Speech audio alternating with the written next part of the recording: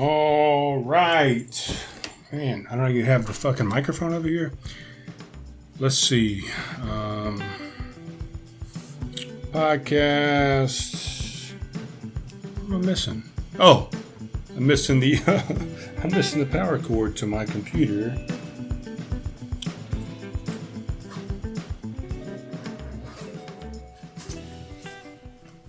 Which I need because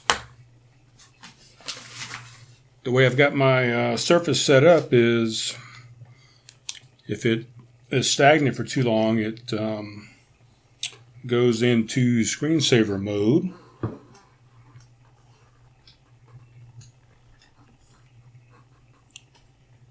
And I'm trying to plug the power in. Hold on.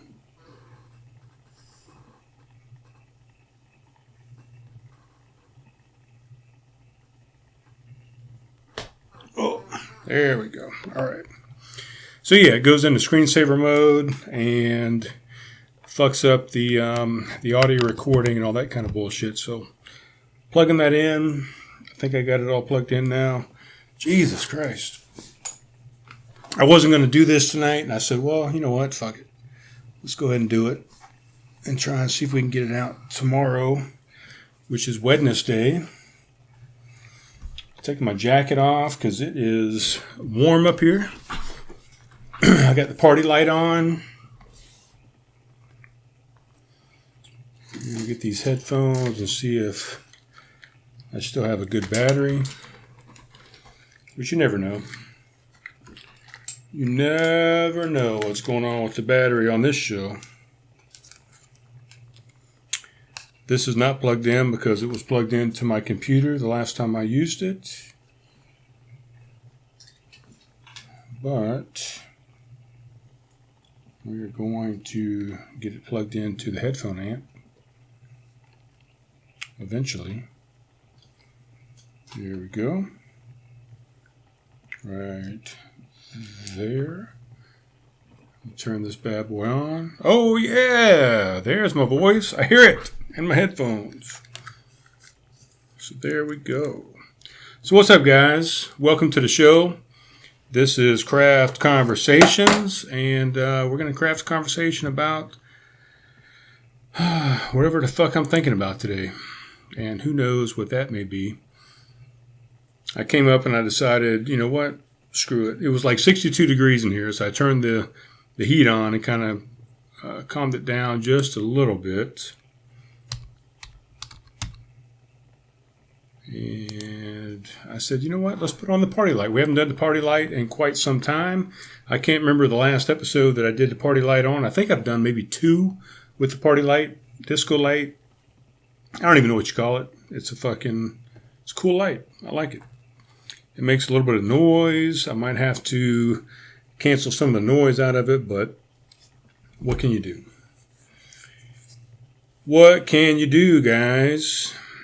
Let's see. What are we going to do today? I really don't even know.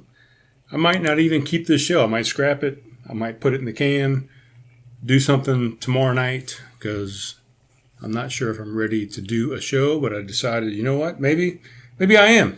Maybe I want to do one tonight. Excuse me, I'm trying to get a show out on Wednesdays. God damn it, on Wednesdays. And, I'm trying to be consistent, but sometimes I just don't feel like fucking doing it. By the way, Lutz Property Services. You know anything about them? We're going to tell you something about them real quick. I got to put my glasses on. Jesus Christ. Let's see. There's a testimonial here on their website. Matter of fact, their phone number, 843-203-3906. That's Lutz Property Services. You can go to their website, lutzpropertyservices.com. That's LUTES propertyservices.com. And you can check these guys out. One of the testimonials I'm going to read right here is, you exceeded my expectations. The technician was able to make the weather strip fit even though I bought the wrong size. Thanks for your help. How do I get to... Oh. We're at Water's Edge Dentistry. Would highly recommend the Lutz Company for any office management and repair. Brandon is dependable and knowledgeable in construction and material selection. He delivers quality work and listens to the customer. Brandon understands what it takes to get the job done and clearing communicates along the way. I don't know if that makes sense or not, but that's what's on the website. And the headline is Brandon delivers quality work and listens to the customer. So there you go. LutzPropertyServices.com. The phone number is 843-203-3906. Give them a call if you have any commercial property that you're interested in trying to renovate and take to the next level. So there you go. Another ad in the books. What are we talking about tonight? So, excuse me, last week I went to a KISS concert. So my brother, Kevin, he sends me an email from a thing called vettix.com. I think it's called vettix.com. Let me check that out real quick while we're looking up websites. Matter of fact, my buddy Caleb, who was a co-host on the show for a while, he runs a new show called Like I Said. It's a podcast. He runs it through his Nomiker Bait Cat. God damn it, I can't speak at all today. Bait Cat Studios. And he said on his last episode, which was the Sunday Delight that he does, fuck, maybe I shouldn't do a show tonight because I cannot speak the English language. But he talked about on his last episode, Sunday Delight, which he does every Sunday. It's a little short episode, 10, 15, 20 minutes or whatever. And he talked about looking stuff up and how rude it was to look stuff up on a podcast. But I think just the opposite. I think I'm trying to educate. I'm trying to let you guys know what's going on in the community and the world, in property services from Lutz, whatever the case may be. And, I want to look up stuff. And now I've talked so much about why I think it's important to look up stuff, but I don't even remember what I was looking up. I was talking about the KISS concert. Oh, so yeah, we're talking about Vets tickets. Vettix. Let's see, Vettix. Vettix. So yeah, it is. It's vettix.org, as a matter of fact, not .com. So my brother sends me an email. And the email is, check out this link. There's 288 tickets left for the KISS concert that is happening in Columbia, South Carolina. I click on the link. It takes me into this website on my phone. And this is a tour. It's called the End of the Road Tour from KISS. They're doing a tour right now with David Lee Roth. David Lee Roth is opening up for him. So I click on the link and I go in. I decide, okay, I'm going to go and get some tickets. The tickets are $14 and something cents a piece for 2 tickets. So the minimum is 2 tickets. I go in. I fill in all the information. I hit purchase and I go through and it says, okay, you purchased these tickets. To view these tickets in your account, click on here. So I click on there. It takes me to a thing and it says, sorry, you cannot view these tickets because you are not logged in. So I try and log in, and apparently I was logged into my brother's account, which makes sense because I clicked on the link that he sent me in the email from his account. But it shouldn't have let me done anything on his account because I'm not the account owner. I wasn't logged in, but it made it look like I was logged in under his account. So I purchased tickets, 2 tickets. It wouldn't let me view them, so I said, okay, well maybe I'm not Kevin Dale, so I need to log in. I need to create my own login. So I went in, tried to create my own login, and it said I needed to verify my vet status. So I went to this other website, verified my vet status. It sent me an email, a fucking code in my text messaging. I mean, there was a whole bunch of rigmarole that I had to go through to try and get these tickets. So I finally got in. I logged in. I selected 2 tickets again, did the purchase. It sent me an email saying that I had purchased 2 tickets To view the tickets, click on here. So I clicked on there. It took me to Ticketmaster, and it let me view my tickets after I logged into Ticketmaster under my account. So apparently what happened was I ordered 4 different tickets. So 2 tickets under my brother's account, 2 tickets under my account. Both of them were about $15 a piece for 2 tickets. So I spent $30, and apparently I purchased 4 seats. My brother texted me the next morning and said, "Oh, you fucked up. You purchased tickets under my account. I can't go to the show. I need to find 2 people to go and claim these tickets, or else they're going to suspend my account for 30 days. And I'm like, well, I don't know what to tell you. I mean, all I did was click on the link that you sent me, and it took me to VetTix, and I purchased 2 tickets. I didn't realize I had even finished the transaction under your account. I went in, created my own account, purchased 2 tickets. So I wasn't aware, but apparently we had 4 tickets. So basically what VetTix does is it provides tickets for veterans. I think I haven't gone through and really looked at the actual info on the site. Let's see. The team, tickets, the team, our impact. Nah. Oh, about VetTix. Let's see what this says. It's in the nature of military and veterans to step up, so we did. The kind of people who volunteer to serve their country, the ones who put their nation first and their own lives second. These are our U.S. veterans.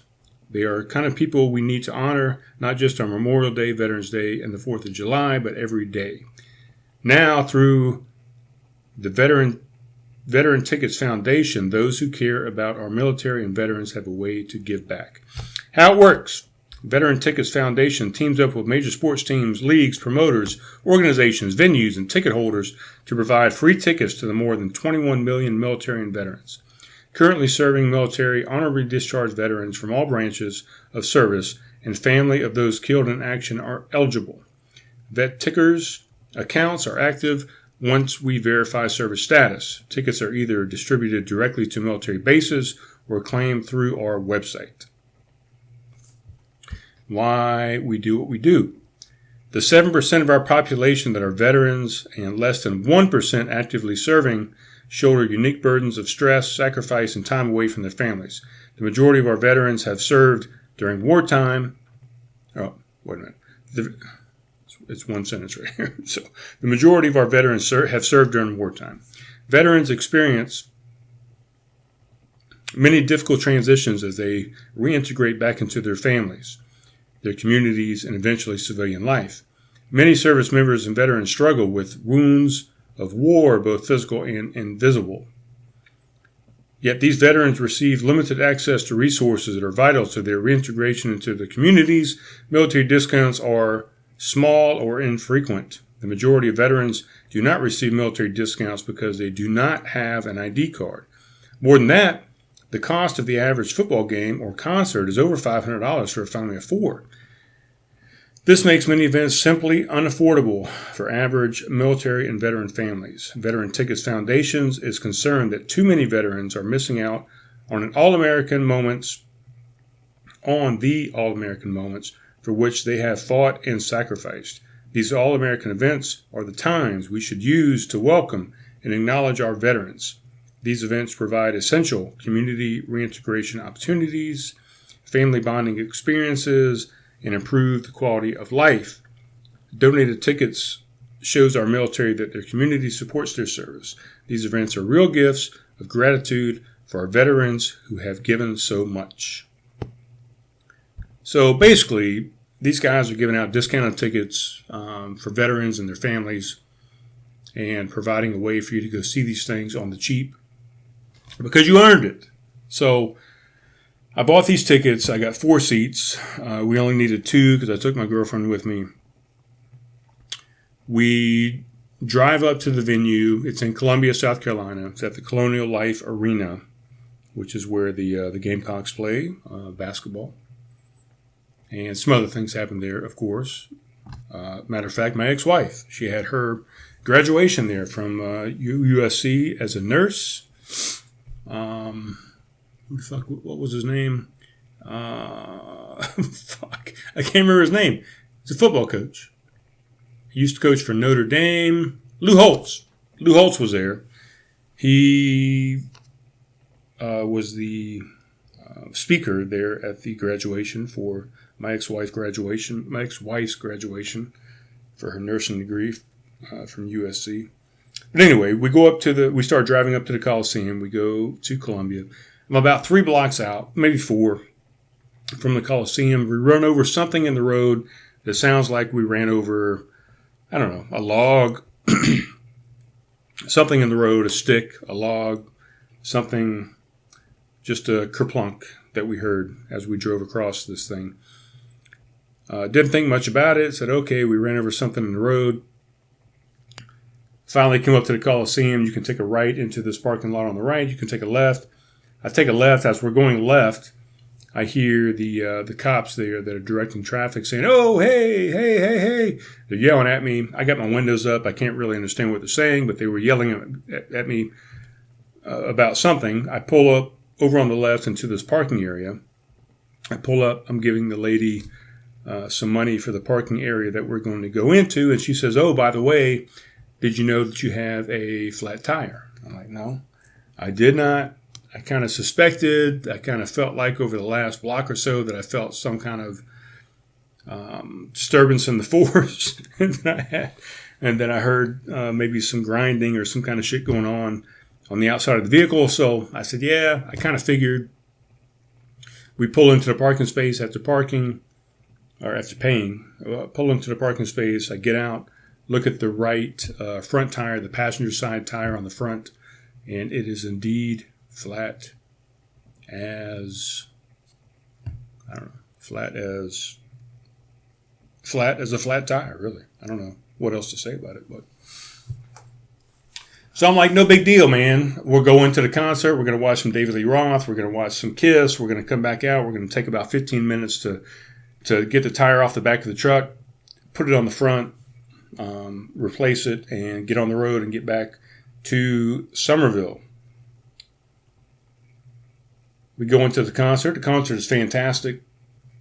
I've seen David Lee Roth one time before as a member of Van Halen when I was stationed out in Las Vegas.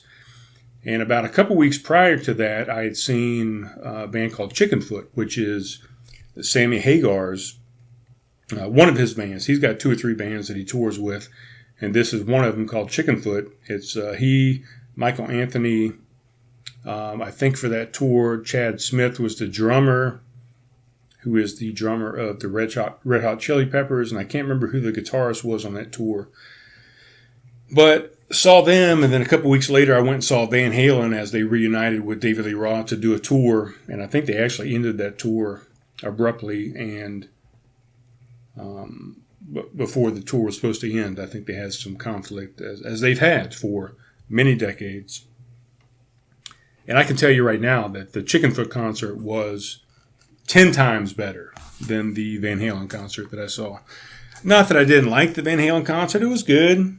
It wasn't the Van Halen of old, the original David Lee Roth Van Halen, where David Lee Roth is just jumping around and doing kung fu and spin kicks and spinning microphones and mic stands and just really outrageous and out there. It was more of a relaxed, kind of grounded David Lee Roth. The songs were good. You had Wolfgang on the bass instead of Michael Anthony. All the rest of the band was still there. I don't know. It was kind of lackluster. And when I think back on it, the Chickenfoot band was just, oh my God, they seemed like they really wanted to be there, and they had a great time, and they seemed like they were just having a blast and having the time of their life. The David Lee Roth, Van Halen seemed a little forced, and it didn't seem like they were having as much fun. It seemed a little put on and just for the money. And so anyway, I'd seen them before.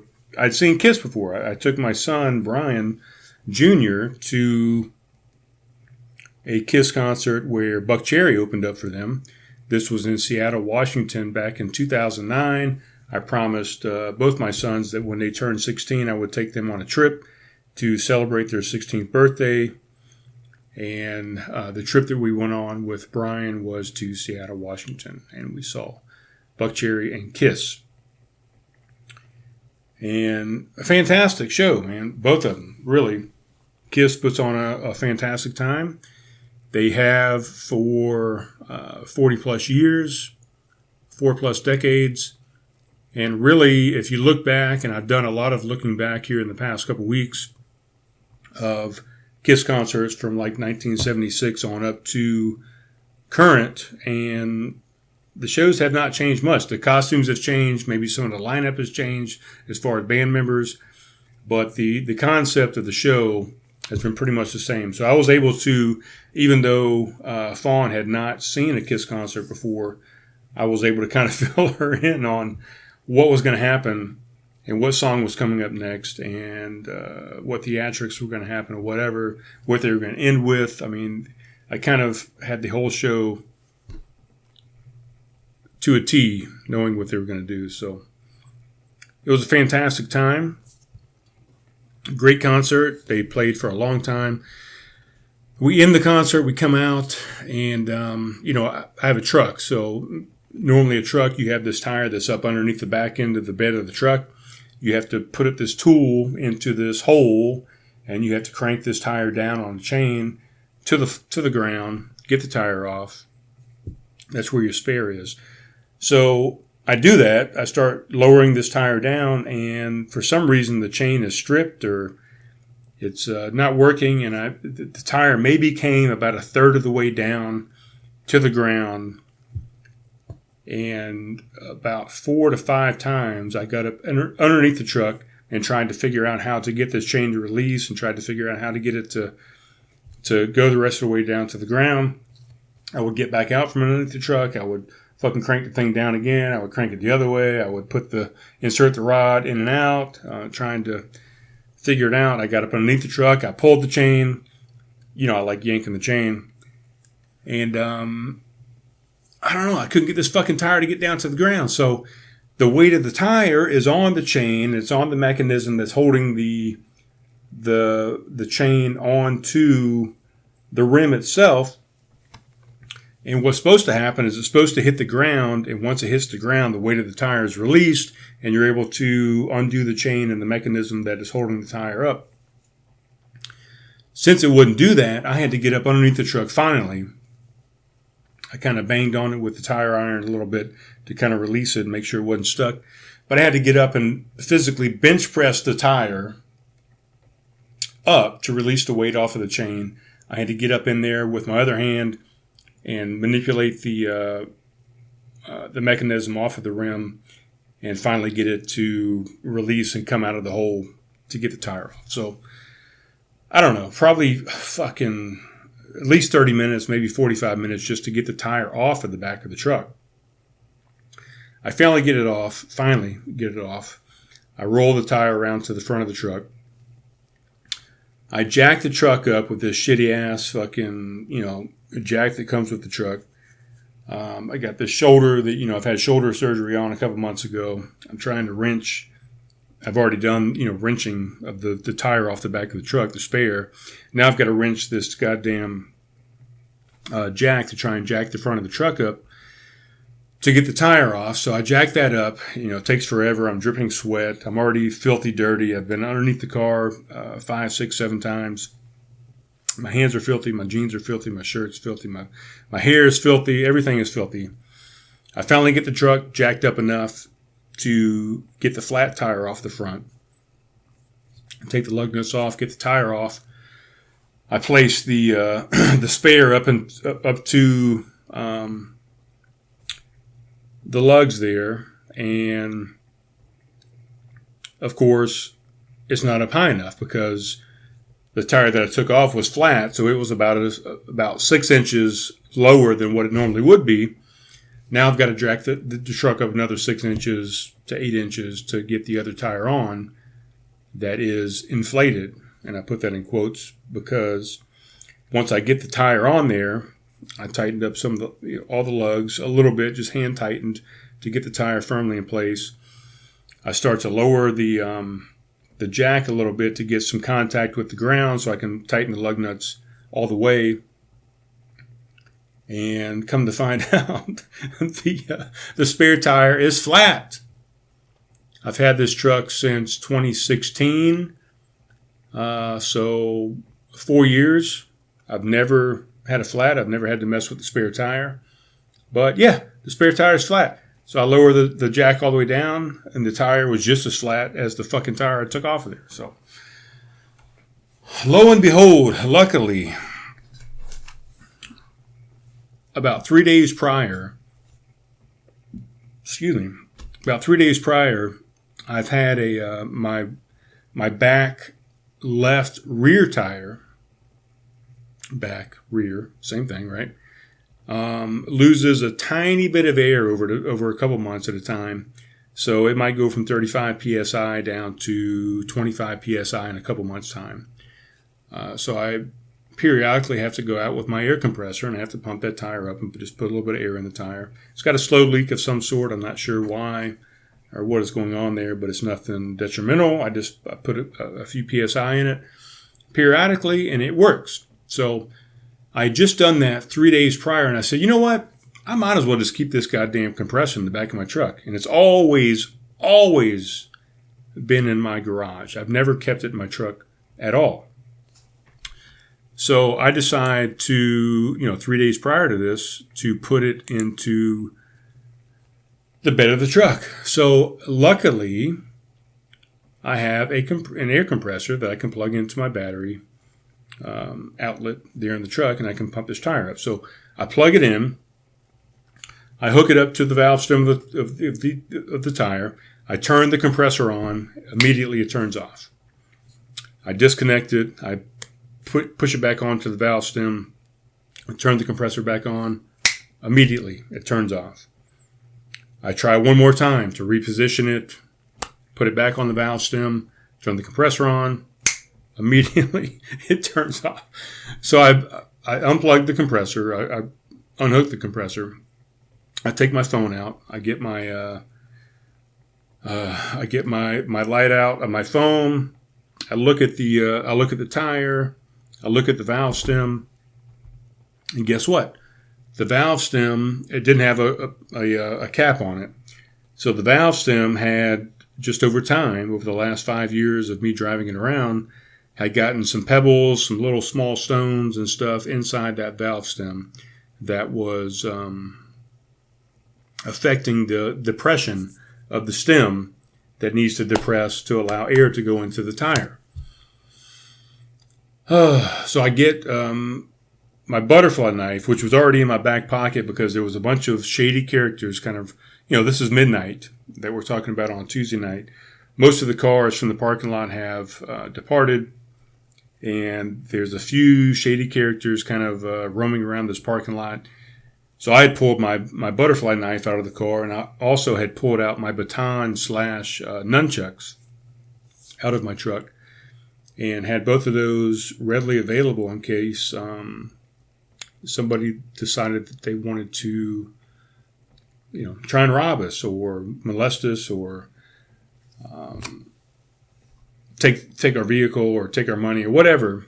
I had those two things out. So I get my butterfly knife. I open it up.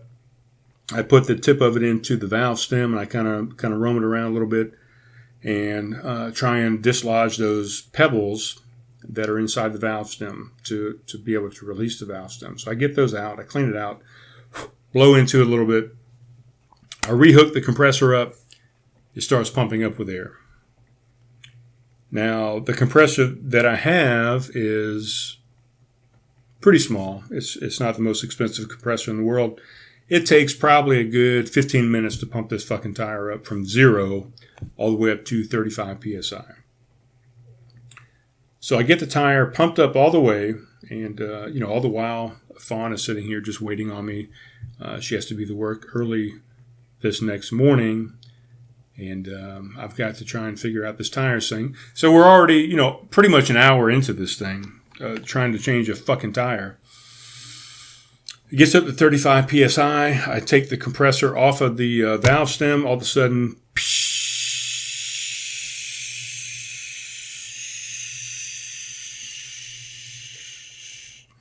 Air is just pouring out of this tire.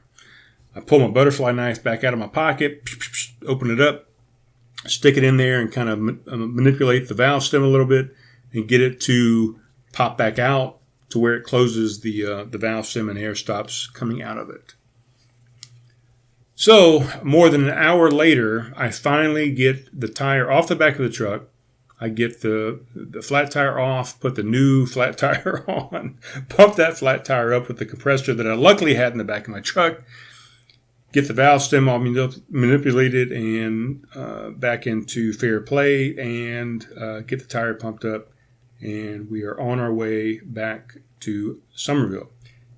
It stays pumped up the whole way there. We get back to Somerville, and all is good. I hit up a buddy of mine and I said, hey man, I need to figure out how much it would cost to replace this tire. This is the tire that I have, the size, the brand, what have you. To replace it with that same brand, it was like $250 for the tire. That's not including the labor to put it on. A generic, not a generic, but a lesser brand tire of the same quality and the same specs was about $168, I think I was quoted. I decide to go out and take a look at this tire and find out what's going on with it. So a few days later, a week later, I go out, yesterday as a matter of fact, and pull the tire out the back of my truck, roll it around a little bit, and try and assess what the problem was. Nothing on the sidewall was affected.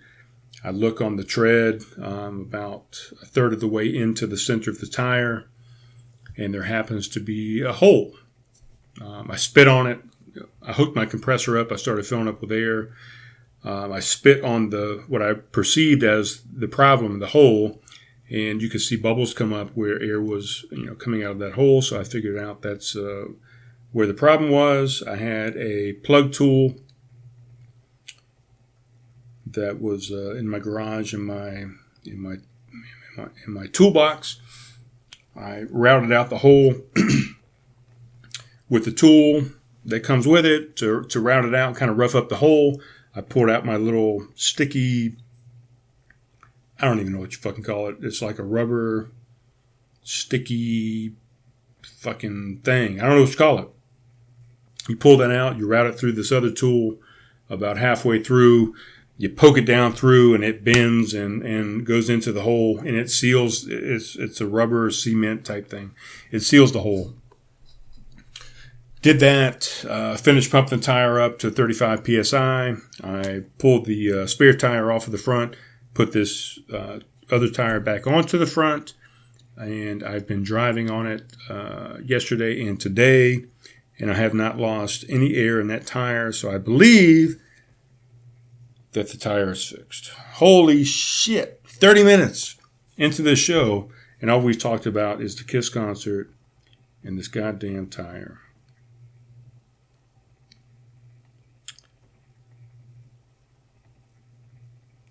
That's it. So that's one thing that has happened. That has happened to me this month. I've had since February 2nd, and we're going to talk about February 2nd and 3rd toward the end of the month. My last show of the month is probably going to discuss what happened on the 2nd and 3rd of February of this month, the night of the Super Bowl. We'll discuss that and get into that. But it seems to be since the 2nd of February, there's been a series of events that have just been compounding on each other, and a series of unfortunate events, the tire being one of them. But, you had a plus side where I had these great tickets to a Kiss concert. Matter of fact, the seats that we got 4 of them. Each one of them individually would have been $80+ a piece if I would have bought them straight out on Ticketmaster. I ended up accidentally buying 4 of these seats. So we had 4 seats. We had 2 seats that we definitely were into, but we had room to spread out and kind of stretch our legs into 4 different seats. So I paid a total of $30 for 4 seats. We got in there and ordered 2 beers, 2 Heinekens, as a matter of fact, 16-ounce cans, and it was $20. So we almost paid as much for the 4 seats that we fucking had, almost front row, to the side of the stage, 17 rows up. Almost paid as much for 2 beers as we did for 4 fucking seats. So there you go. A great deal. So what else has happened this month? Man, I got a dry throat all of a sudden.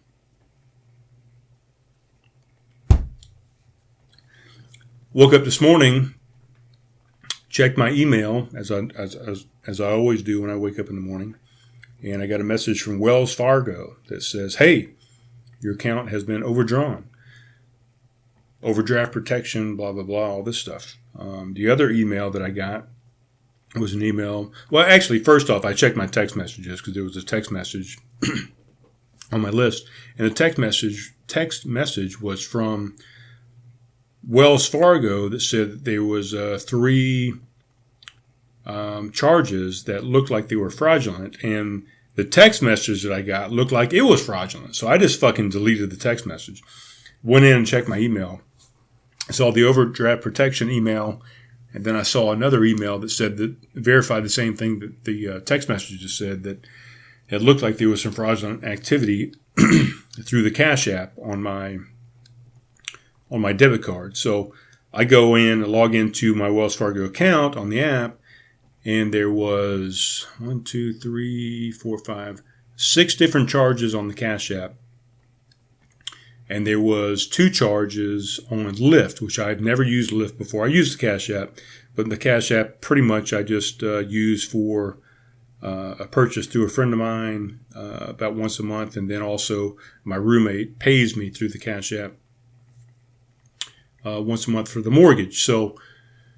Or for the rent, for his rent on my mortgage. Never used Lyft in my life. I've only used Uber. When I do get a ride, it's Uber only, so I've never used Lyft. So 2 charges from Lyft, and 6 charges from the Cash App, totaling about, I don't know, $120. So that's what I woke up to today. So I spent the first half of my day on the phone with Wells Fargo trying to figure out where these charges came from, listing them as fraudulent, requesting a new card. They canceled, put a stop on the card that I had, which was going to expire in November anyway. I've had it for a long time. Been with Wells Fargo since 1996. They've always treated me well. I've only had one other time I can think of in the history that I've been with them since 96 that I've had a fraudulent charge happen. So it doesn't happen very often. But, shit happens, man. With electronics, people can kind of infiltrate and get into there if they want to. So I don't know how that happened, but apparently they had used, of course, they didn't use my physical card because it's always with me. I've never relinquished my card to anybody. Nobody's ever used it. But they had the number somehow, some way. So disputed all those charges, and they were all still pending at the time. None of them have actually posted. So as soon as they actually post, then they can reverse them, plug them back into my account, and get me back in good standing with the bank. So, yeah, so the thing that happened on the 2nd and 3rd of February, the flat tire with the KISS concert, the bank account thing, man, over the first 18 days of this month, it's been a little disconcerting and a little unbalanced, which, I feel like life is balanced with the yin and yang of life. You have the good, you have the bad, you have the dark, you have the light. And recently I have had the darkness, so it's going to get balanced out with the light here eventually. So there you go. Debit card got hacked. Flat tire. And whatever happened on the 2nd and 3rd, you're going to hear about that at the end of the month. So there you go. I think that's about all I had to talk about was just some mishaps and the yin and yang of life. And that sometimes, bad shit happens. But as people believe and whatever, that only means that there's going to be good, because you have to have good to balance the bad. That's just the way the universe works. I don't make the rules. The universe makes the rules. I had some other things I was going to talk about, like NASCAR, and, I'm not really doing any plugs for anything on this podcast anymore unless I get compensated for it. I spent a lot of time and effort on this podcast. I have more and more listeners as we go along. I think it has value to it, and I do a lot of free plugs on this show, and I'm not doing it anymore. I did a plug right up front for Lutz Property Management. Those guys are going to compensate me. I do a lot of plugs for Homegrown Brewhouse and the artists that play there. That's fine. I'm going to continue to do those because that's a self-interest post. I'm a partner and bartender over there at Homegrown Brewhouse, 117 South Main Street. And I get compensated by you guys coming in to participate in whatever the activities are that are happening there at Homegrown Brewhouse. So whether it be bands, tonight we had trivia night with Wise Guy Trivia. Tomorrow we've got a new thing that we're doing. It's prime rib night, so you're going to be able to come in there and get prime rib and some sides every Wednesday. Thursday we've got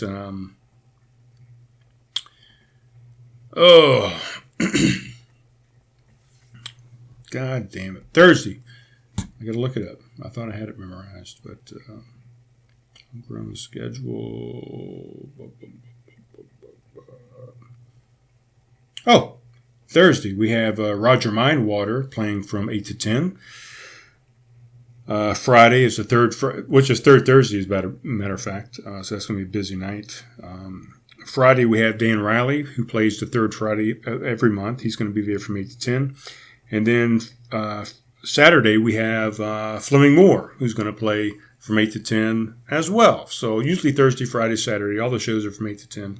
I'm going to continue to promote those types of things because, like I said, I get some compensation by people coming in and participating in those events and spending money at the bar and tipping and all those types of things. So, but anything else otherwise, unless maybe I drink a beer on the show, which I'm not doing tonight because I don't have a beer, so I'm drinking water.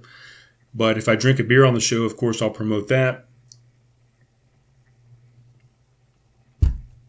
But anything else I've been doing in the past where I promoted somebody and I brought up somebody's act or I brought up their website or their podcast or what have you, not doing it anymore. I mean, if you want to give me a little bit of cash or some other compensation to mention your business or mention your podcast, to mention your record, your album, your whatever, then we're going to have to talk some dollar signs, really. So I was going to talk this NASCAR thing, but I really don't feel like talking about it, man. I'm pretty much done with this podcast already. So this is going to be good enough just to get out tomorrow on Wednesday. I appreciate you guys listening, as always. And I love doing this show. I have a great time with it. I've been doing some research on some better ways to do it and some better equipment and things like that. But right now, this is what we got, man. So this is show 114. We're rolling right along. And get out to Homegrown Brewhouse this week for prime rib night tomorrow night. You might see me there. Sounds like a good time. I might go check it out. There's been quite a bit of interest on Facebook so far. And get out to see the live music, man. We have live music every Thursday, Friday, and Saturday. We're one of the few places in town that have live music that many times a week. And we try and support local musicians and artists, up and coming. And you're going to have a good time seeing Roger Mindwater, Dan Riley, and Fleming Moore. All right, guys. Well, that's it for me. Have a good evening. Have a good day. Have a good week. Party this weekend. And we will talk to you